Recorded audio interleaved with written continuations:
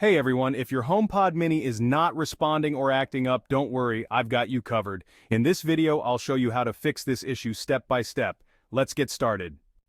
To fix HomePod mini not responding, lagging, or not working as expected, a simple 3 troubleshooting solutions: restarting, resetting, and manual resetting.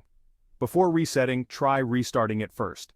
Sometimes a quick reboot can fix minor issues.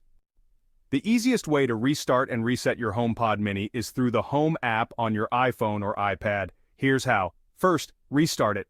Open the Home app, find your HomePod mini and long press it. Scroll down and tap the gear icon for settings. Scroll to the bottom and tap Restart HomePod. And to reset HomePod, tap Remove Accessory, and then tap the Remove button to reset it completely. If you have twin HomePods and they are paired, then ungroup them first before resetting them one by one. To do that, go to the Pair section and then scroll down to the bottom and tap Ungrouped.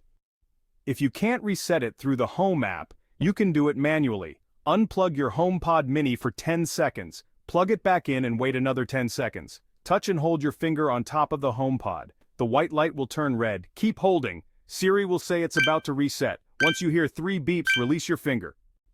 And that's it. Now your HomePod mini is reset and ready to go. If this video helped, hit the like button and subscribe for more tech troubleshooting tips.